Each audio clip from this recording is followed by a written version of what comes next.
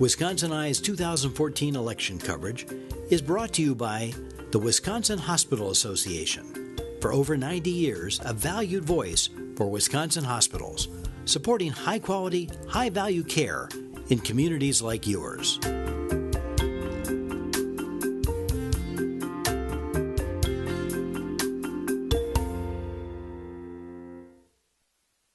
Wisconsin Eye coverage of the 2014 elections continues. We're interviewing State Senator John Lehman of Racine. He's a Democratic candidate for Lieutenant Governor. John, welcome back to Wisconsin Eye. Thanks, Steve. Wisconsin Eye appreciates the support of the Wisconsin Hospital Association, which represents more than 139 hospitals and health systems, for making these candidate interviews possible. John, let's start out talking about the news that was made this week. The U.S. Supreme Court refused to hear our appeal of Judge Crabb's same-sex marriage ruling. Your response? Yeah, you heard Mary Burke say that she really thought that Scott Walker's on the wrong side of history. I know the lieutenant governor candidate on the other side has made some pretty outrageous statements about same-sex marriage, and I think we think about that, but we were very pleased with the decision this week. However, another set of federal judges left in place the photo ID requirement for November 4. Your reaction to that? Well, on the Democrat side, we have accepted that, I think, and we're doing everything we can to make sure that people have the documentation to vote, that they have IDs, and they're not discouraged from all this news back and forth. I go to the polls. The worst thing is when we take anybody in Wisconsin and we get them so frustrated with the rules of voting that they don't really come out and vote. And as you know, on the Democrat side, we just encourage people to vote so much, especially in the off-presidential elections. It's the whole name of the game. So we're working very hard to work within the current rules and are very hopeful that we'll get our people out. Are you worried, though, about the new photo ID law, disenfranchising? That's the wrong term. Making it harder for some of your core voters to vote? Well, we've always questioned the need for that law and whether or not any kind of ID system is going to make a big difference on cheating, you know. But so many folks that traditionally vote Democrat, a lot of elderly folks, a lot of young folks, and a lot of low modest income folks don't have those IDs. Whatever the estimate was, 300,000 eligible voters. It was testimony, up to 331,000. That don't have IDs. And so I think about those people, and I think on our side, they tend to go more on our side. So it certainly is a decision and an effort that the Republicans have made for a number of years now to restrict voting, close off voting for people. Are you worried in a tight election, and the Charles Franklin poll continues to show it's really close, that that could be a major factor, sir? Yeah, we don't have time to worry about that. You know, we just have to work it and do what we can with it. There is an extra effort. I went out with some volunteers a week ago. Between my traveling around the state, I went out with some volunteers in Racine, and right on the script that we used when we knocked on the doors was, you know, questions about the ID. Do you have your ID? And do you remember that you have to have that when you go vote? So this effort is going on not only from partisan groups, but also from nonpartisan groups all over the state of Wisconsin who just want our democracy to be better, and it is when more people vote. So that effort's going on right now. Yeah, are you okay with the efforts of DOT and DHS to make people aware, and when they want a photo ID, to help them get it, sir? Yeah, we certainly encourage those efforts. The only thing that's disturbing is when you look at the distance between DOT locations and where people live, you know, to have offices open, you know, all the time or some of the time or whatever is, in a number of cases, it's a long ways away from where people live, especially in the rural areas. And so, yeah, I think there's some concern there. Okay. You returned to the Senate in a historical recall election over Act 10. Let me ask you this. 3.5 years later, what's been the effect of Act 10 on local schools and local government, Senator? Well, every place that I go, you can see the financial crunches on local government. In Racine, there's just back and forth now with firefighters and police officers and trying to figure out how to make those municipal budgets work. And school districts, you see the same thing, that extreme tightening. And where it really hurts, I think, is on low modest income kids and folks who have disabilities and folks who need special help. And the squeeze on school district budgets is especially, I think, going to show up in those areas. If you have young people that come to school ready to learn perfectly and have parents who are all there and really giving them lots and lots of help, they can overcome some lack of opportunity in a public school system. But some children aren't in that situation, so I think about those kids. Well, you're a former high school economics teacher? That's right. There was a recent State Journal story that said one effect of Act 10, one result of Act 10, is it has allowed some of the best teachers in Wisconsin to, in effect, become free agents. Do you agree with that? I think there is more of a marketing of teachers and teachers jumping from one school district to another, and for individuals who are highly talented and can move to a higher paying school district, it's a wonderful thing to have a market. But on the other hand, continuity in a school district is really, really important. Getting to know the team in a school building or in a school district and folks that you can depend on year after year and build efforts to help children.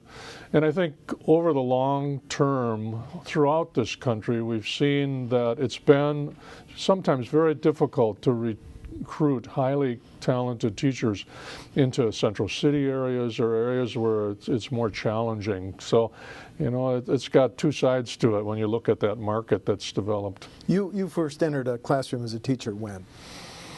You really want to go back now, No, okay. Practice taught in 1970 in the fall, and I started in mid-year January 1971. Okay, I didn't ask. How many years ago is that, Steve? I didn't. I don't know. I'd have to get out a calculator. But here's my question. All the changes that you've seen, open enrollment, virtual schools, choice charter, have they helped or hurt our schools, Senator? Well, I don't think there's been great assistance to the bulk of young people in our schools who are not affected by any of those programs. I think the research has certainly been done for over 2 decades on vouchers, and there's really no appreciable difference. You have seen a second school system developing, and you know, Senator Olson promised us during the budget debate in the last session that we would have full accountability of all the schools in the state of Wisconsin. That has not happened. More resources are being diverted from the regular public schools, and that's sort of the kids I've been trying to stand up for all these years. But those resources have now gone into private schools and other situations. So you're taking limited resources and scattering them in a way that I don't think is particularly helpful. And you know, we do have plenty of anecdotes of kids in each of the systems that are doing really, really well. But if you take the global view and look at how should we do education best for all the young people in the state of Wisconsin, I would say it's been a negative, all these different attempts to go different directions. Choice just started in your hometown of city of Racine. Mm-hmm. One major decision will be on the future of choice and vouchers in the next state budget. Should it end in your hometown, and should it end statewide, and should it continue in the city of Milwaukee? I don't think it's been particularly helpful in Racine. Mary Burke, I think, is on record as saying that she would not try to yank kids out of currently existing schools, but that she's against the statewide expansion, where it really hasn't been called for. You go around the state, and a lot of people are really pleased with their school systems. In places where the school systems are more challenged, you see less of this public outcry against vouchers from the populace. But I don't think vouchers have been particularly helpful in Racine. But again, Mary Burke has said, we don't want to cause massive disruption coming in here, but I don't want to see statewide expansion of vouchers because it's a second unaccountable system. So if Governor Burke asked your opinion on whether choice should continue in your hometown, you would recommend no? What I would recommend is that we go back to the original choice program when we really had a program for poor children. And the argument always was with poor kids, their families don't have options to go to the private schools because of tuition. But you know what has happened now is we have middle and moving into upper middle class kids who are being supported by these programs, and that's simply creating a second system. It's not creating opportunities that weren't there. If you look at what's going on, there's so many of the kids that were already under a private system. The parents were paying tuition, and now all of a sudden the taxpayers are picking up the bill in a less accountable system. So I don't particularly like that, but the argument is much stronger for vouchers for poor children. And if we hadn't morphed it into all this other stuff and just kind of trying to destroy the public schools in a way, we would be much better off, and we'd have that option for the very poor families, and we'd have better public schools, I believe. As you're aware, DPI Superintendent Evers has offered a fair funding plan. Do you support that plan as a better way to pay for public schools, and especially in the rural areas, because it's got some specific benefits for rural schools, sir? Right, and there was the Rural Schools Study Committee that took place in this last session, which came out with the majority and minority report or recommendations. You know, I've long supported Superintendent Evers in his funding plan. I've been in the legislature long enough that I've been through 3 study committees on school funding. You know, we do these studies and we put them on the shelf. You know, I think of the frustration Al Odden had with his committees studying school funding. But what we really need to do with school funding is remember one thing, and that is children do not need the exact same resources to get a good education. There are many children that come into our system and they're much more challenged because they don't have parental resources and a good support background. And again, I'm talking about English language learners, I'm talking about disabled children, I'm talking about poor children. And they're really, I have firsthand, you know, on the front lines, personal experience in the Racine school system for years and years. But I know that's true. I know that in order to bring all children up to succeed, you have to really focus on kids that are having more of a difficulty in school. And you know, you see these children and they walk in the kindergarten and they're way behind. You know, or they really needed, you know, the good preschool that my grandkids go to. You know, they needed the parents to take them to museums and the opportunities that my grandkids have. The school system, to be a good school system, has to recognize that in its funding, and to, you know, take the burden off of the local folks. It's a state responsibility to make sure all those kids are educated to succeed, and that's really what I think Tony Evers is trying to do. Well, because of your background as a classroom teacher, I want to stay on this for one more question. The high school dropout rate for African Americans in the Milwaukee and Madison School District is more than 4 in 10. What's the best way to lower that dropout rate, Senator? Well, real personalized approach where you get mentors and tutors in small classes where the kids are known. A lot of times the kids will come into a school building and they just feel it's not their place. And you have to develop, whether it's in school within a school or special mentoring programs that extend the school day, work into the summer. You need multiple strategies, but you need those kids where it's got to click. It's got to, at some point they have to say, education is my way out of negative experiences that are often circling around. And to do that, it just takes a lot of work. And that's not cheap because you're talking about people, and even if they're recruiting volunteers, you still have to pay somebody to do this kind of thing. But it's just focusing on those kids, letting them get to be known, and early intervention is really where the big bucks need to go. I was a ninth grade teacher at one point in my career, and I would watch kids coming into my class on the very first day. They had experienced massive failure in the past, and they were disaffected, and I would challenge anyone, to get all those kids in that class to succeed. It's just a very difficult job. We got a lot of kids to succeed, but when you start out like that, when you start out with kids who are 12, 13, and 14 who have had negative experiences early on, it's really hard at the high school level then to make sure that they graduate and go on to technical school and college and university.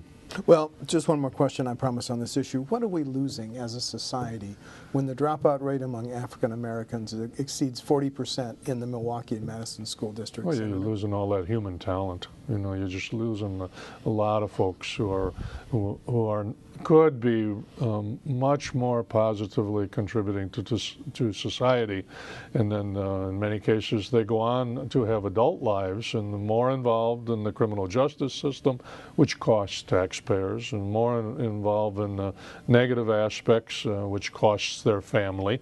So the school is a really wonderful opportunity to be that door which allows folks to move on to a better life. And then a follow-up question on Act 10. Would repeal of Act 10 be a top priority of you and Governor Burke?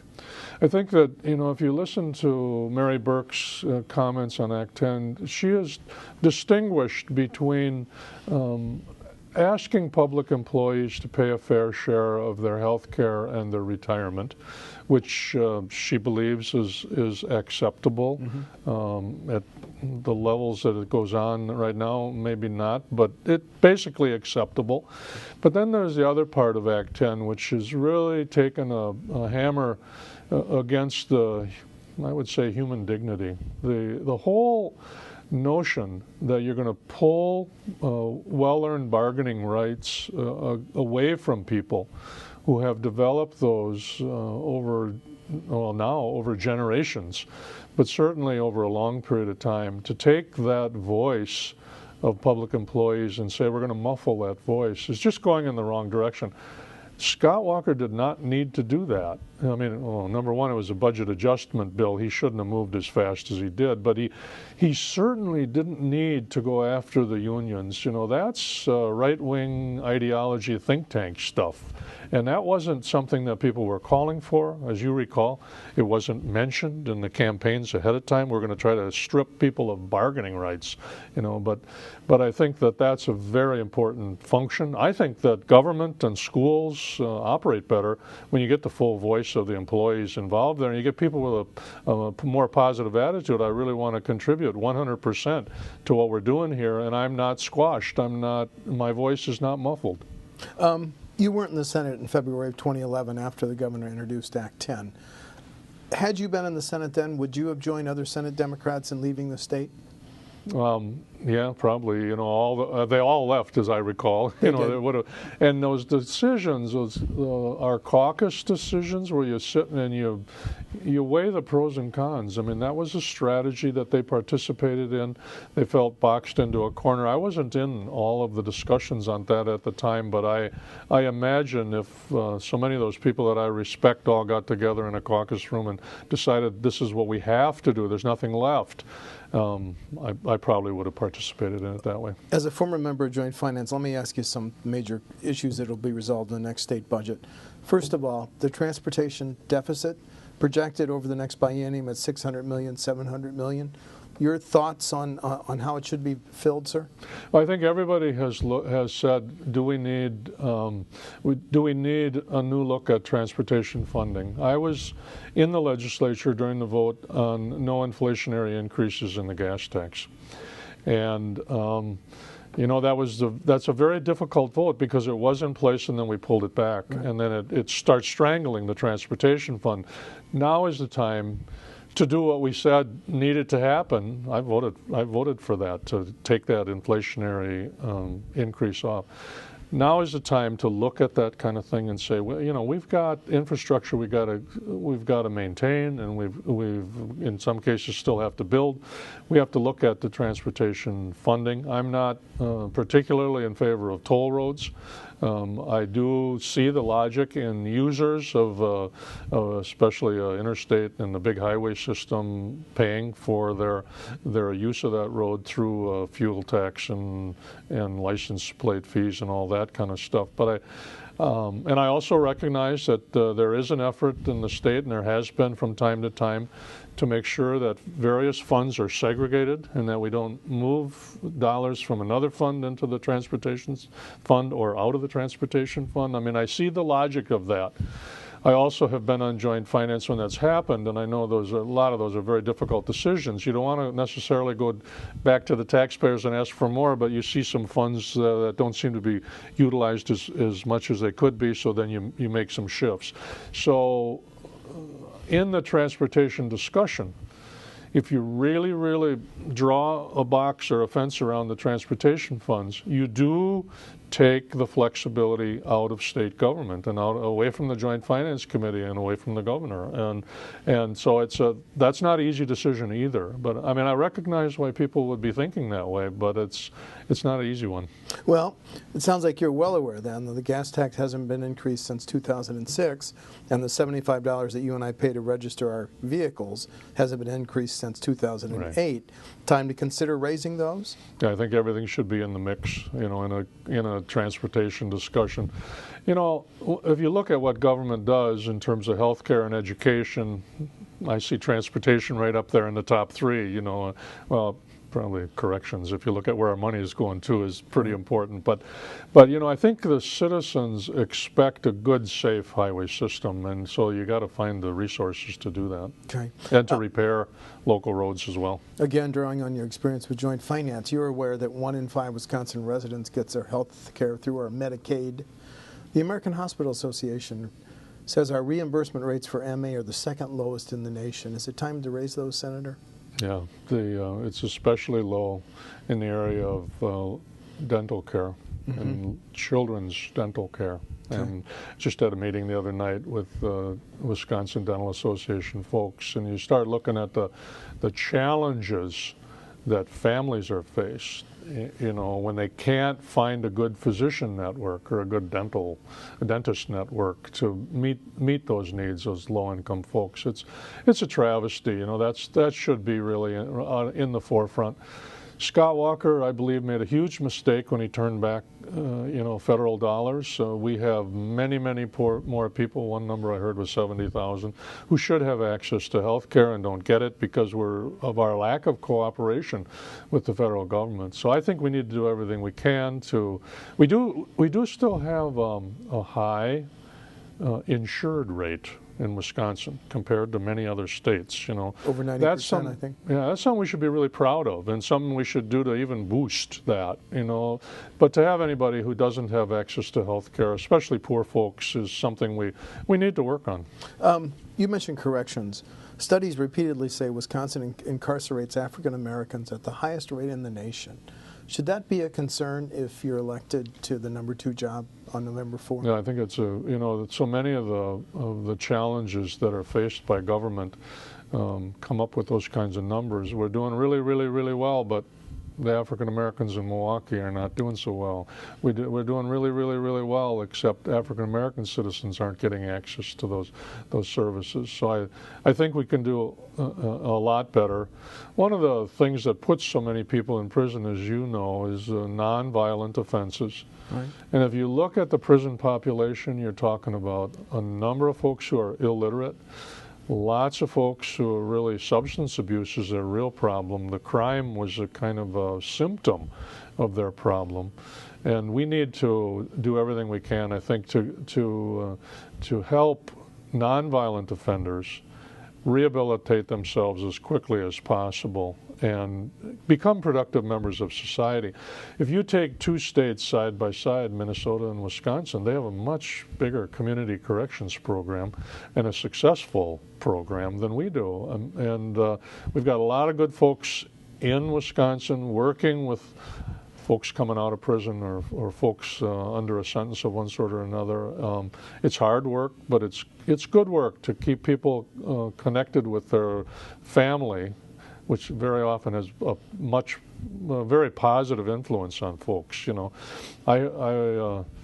was at the Capitol a week or so ago, and there was a faith group, Wisdom, was here on the steps of the state capitol, and they were protesting isolation, segregation of solitary folks. confinement. Solitary confinement for Yes, sir. long periods of time, you know. Right.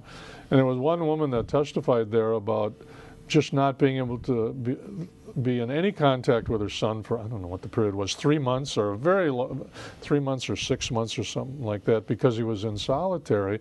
He had acted out in some way in the prison system. Well, you listen to the woman, your first thought is, this is a rational mom.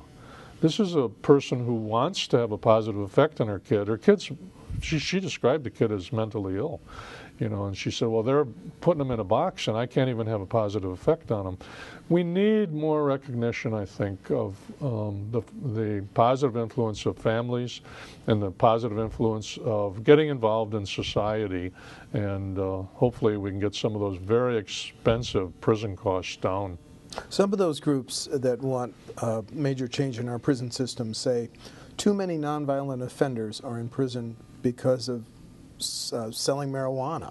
Mm-hmm. And now we have the states of Washington and Colorado legalizing recreational marijuana. Mm-hmm. Do you think Wisconsin should consider that, Senator? I think that's an example of, it's more than marijuana. It's all that whole array of nonviolent offenses, all that should be considered. In terms of marijuana, I have supported for a number of years medical marijuana. I've had number of folks who were actually using marijuana in the state of Wisconsin to avoid nausea with cancer treatment. And they didn't like the idea that they were acting illegally, but they were so nauseous that they resorted to that. Well, they were advocating that we should, especially in medical cases, allow doctors to be able to look at that and to say we need some help in that area and not criminalize that behavior. I would like to see a focus on that before a broad look at the use of marijuana, but I think that whole area can be talked about civilly. Democrats, such as yourself, have said we have tax cut our way into a potential deficit. If there's a deficit of more than $1 billion projected for the 2015-2017 biennium, what are your thoughts on how it should be fixed, sir?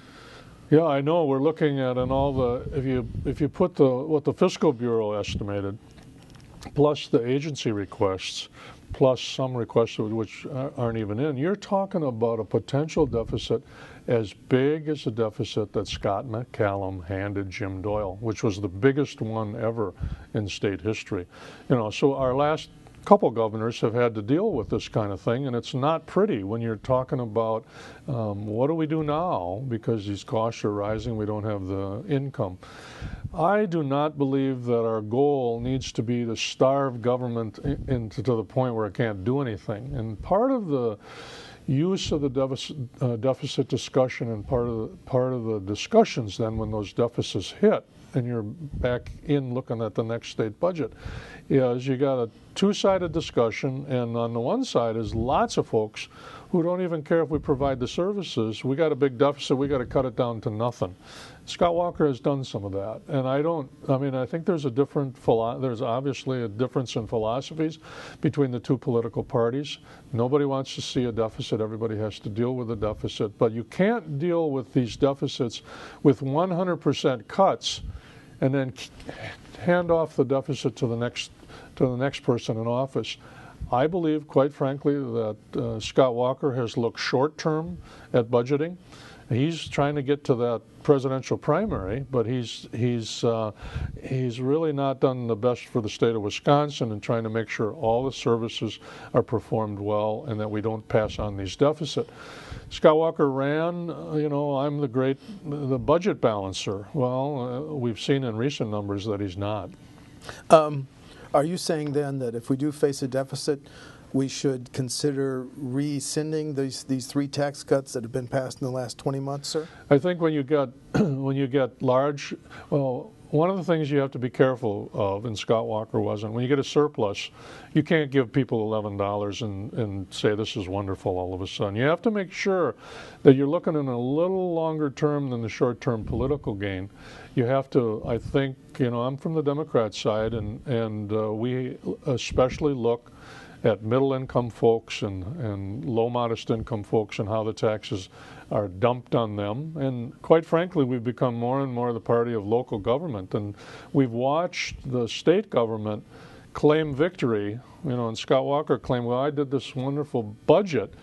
And then you walk around the state or drive around the state and you talk to everybody in local government, well, they've tied our hands, we can't get our job done. So that is all part of the discussion.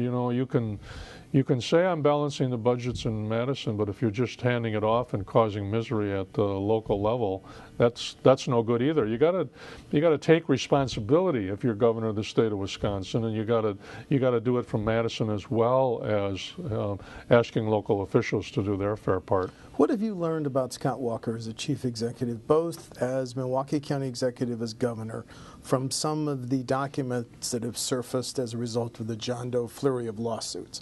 You drawn any conclusions? Yeah, the Scott Walker that I met when I first came in the legislature in 1997 was very ideological, pretty cocky, Ronald Reagan guy, and I've seen that carry through. I also met a young man who was, I don't know if he's half my age or what he was at the time, but I also met a young man who appeared to be very, very ambitious. And I think that Scott's ambition has gone beyond his ability to govern carefully. And I see that when I see all the shenanigans, how many investigations in John Doe's and how many people have been found guilty in court, operating a Brett Davis campaign out of his office, and the prosecutors have said, well, we're not fingering Scott Walker. We're only pointing to the people who were in the office next door. Well, I'm a little skeptical about that he had no knowledge whatsoever of any of that going on in his office. He's politics 24/7. Mary Burke is a business person. She's a person who's used to trying to find solutions. She's a person who has said, I don't care where the ideas come from. If they're Democrat or Republican, I'm going to look at them, And so I think we can return to governing under Mary Burke, and if the people of Wisconsin want 24/7 politics, and they want somebody who has said, I won't serve out the 4 years necessarily. I think he's been asked that twice, and he said, no, I can't promise to serve 4 years. If they want somebody that's running for president, that's what they're going to get in the November 4th election. But if they want, a kind of steady hand at the tiller, I think Mary Burke is a better choice. State government doesn't define the job of lieutenant governor. How do you define it? Oh, I don't think there's any question that the lieutenant governor's role is trying to help the governor talk to people and listen from people. The governor, can't be every place at once. During the campaign, I've not seen Mary Burke very much. I go one way, she goes the other, and we're all over the state. I can imagine that would happen during our service as well, where you have a public policy, and maybe it's controversial, maybe it's not, but you're trying to explain it. It's good to have a couple people going around the state explaining that public policy. I also have, as you know, long experience in the legislature and long experience with the joint finance process and the budget process, and I hope to be helpful in those areas as well, as Mary's explaining her ideas and her policy, or listening to people and trying to gather ideas. I'm hopeful that I'll be helpful in that way. I also know southeastern Wisconsin pretty well because of all the campaigns and all my work in southeastern Wisconsin. So I think there are a couple areas where I can be of assistance to Mary, and I've tried to do that during the campaign. So you feel qualified if something happened to a Governor Burke to step in as governor? Oh, there's no doubt. I've had a long time to work with governors and see the process of governing. I've been blessed with a pretty long career in the legislature as they go. I really think I'm much better prepared than even Rebecca Clayfish at this point. she describes herself as a chief marketing officer of the state of Wisconsin, and she's made some pretty outrageous statements in public and semi-public meetings. I just don't think she has the same kind of perspective that I have, having been involved in local government, raised a family to the point where the kids, we got grandkids now. I've been around a little longer to look it all over, and so I think I have that value to add to the Burke campaign, but also I think I'm ready. God forbid, that something would happen to Mary Burke. Thank you. State Senator John Lehman of Racine is a Democratic candidate for Lieutenant Governor. The election is November 4th. A couple program notes.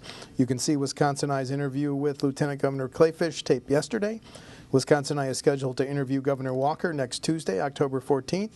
And Wisconsin Eye's interview with Mary Burke is on our website, wiseye.org. That interview was conducted on September 22nd. Senator, thanks for talking to Wisconsin Eye. Thank you. Thanks.